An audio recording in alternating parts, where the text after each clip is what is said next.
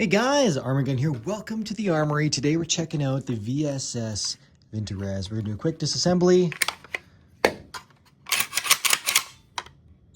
This thing is super cool. The overall video will be live super soon. Just check out the main channel. But for now, let's take this guy apart. So mag is dropped. Pop off the optic. That's just this little assembly lash right here. Slides down and off. We can take the main top cover off. It's got a little boop it and go guy here. Push that in. Top cover comes off just like a normal AK. Now you have a two-piece, so this is already partially popped out here. You have a two-piece recoil assembly because this isn't a traditional bolt care group hammer-fired AK. It's a little bit different. I'll have a separate video on this channel that talks about all the internal differences, unique elements of this thing. So we'll talk about that there. Here we're just going to disassemble it. So here's your recoil spring, pull that out. Here's your linear hammer spring. Just pull that out of this little detent right here. Pull it back, tilt it to the side, and then as you're pulling it rearward, keep this linear hammer. It's gonna wanna kind of pop out on you. Just keep it forward to give yourself the most room to get this past that angle there. Be very careful not to knock this little dude off because it will go flying. So don't ask me how I know. I can stay there. Next up, your whole, well, actually just your linear hammer. This guy comes out, rides on two little rails inside there. You want to pay attention to those when you're putting it back in, but you see these two little grooves, that guy there, this guy there, those run on these two little rails right in here. So it pops in and glides like that. So there you go. And then your carrier, same thing, you just pop right to the end, and it pops out. You notice your bolt is slightly forward. It should just come right up. It's being annoying, but it should come right up. There we go. And your bolt is not like an AK bolt. It's actually very much like an AR bolt.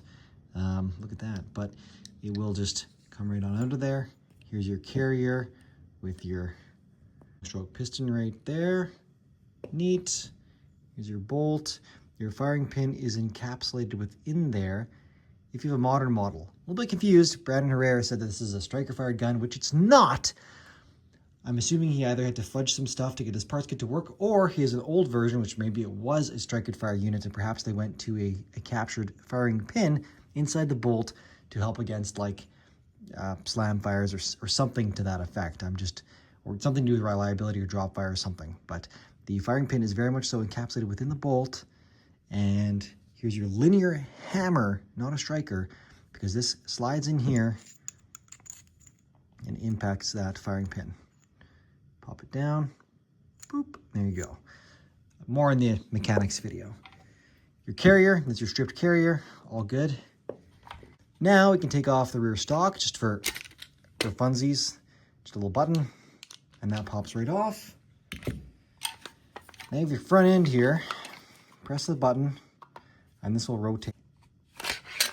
So you see that pops right off. Now, yes, sadness, as a civilian model, this is a long barrel. It should actually be cut somewhere right around there, 7.9 inches overall. We'll talk about that more later. You have your suppressor baffle tension spring, for lack of better terms. That comes off, press this button again, and this little grippy dude will also come off. There you go. And that's that. Here's your strip receiver. You can pop your safety out by simply rotating this all the way up and pull it out. Then your gas block can come out. It is grooved in there, and that's all there is to that. Now, your front end, there's still a baffle stack hiding in here. As you can see, this little guy right there, we'll pop that guy out. So we're just going to lift up on this little pin right here. There you go. That'll release this baffle stack, which falls right out the end, and there you go. That's the deal. So again, we'll talk more about the whole system in the mechanics video. Stay tuned. I'll reassemble this whole thing, and that'll be the conclusion of this video.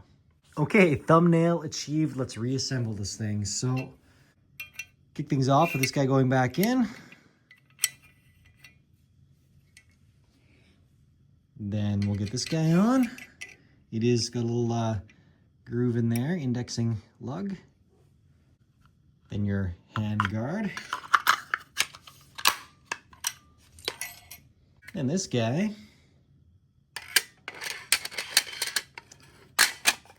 Press this guy down.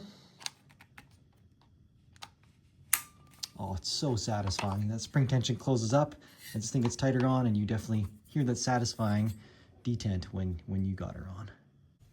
Then grab your bolt and your bolt carrier. Get that guy to slide in there, little indexing dudes. Bolt needs to be positioned out. You're going to just kind of get that guy inside the gas tube there, and then the back end has to fit inside some grooves back there. The bolt needs to fit in some grooves in the rails here. And you'll know if it's right, if it's gonna slide nice and smoothly, and if that bolt indexes inside once it meets the trim end. Very cool. Satisfying. Then we'll install our linear hammer, again making sure to get these guides lined up. Drops in the back. It's lots of play in there, but if it's riding on the rails and it's retained, you're good. Get it to there, then you'll need to drop the trigger and it'll slide all the way in. Wow, so I just had a super frustrating time getting this belt carrier back in, and I now know why. Because for some reason, these stupid Russian nanny state want to limit you from depressing the trigger all the way unless the stock is on. There's an interesting theory as to why this is, which is kind of cool. But yeah, that was the problem. That was why I couldn't get my linear hammer to go in and fully seat, is because you need to first have your stock on, which allows you to depress this. Now there's a way to bypass this internally, but I don't feel like doing that for the sake of this video, though I definitely feel like doing that to spite the stupid Russian nanny state that required that. Anyways, that's how you do that. Then you guys put this guy in. Then you get this guy in, which is a little rubber buffer on here as well. And that goes in the inside the carrier group. You kind of just finagle this a little bit here. And just finagle it until it gets in there.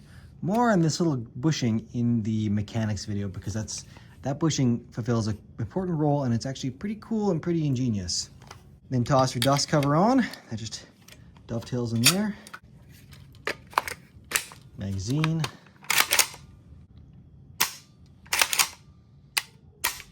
Gorgeous. And your optic. There we go. And you're done. Awesome.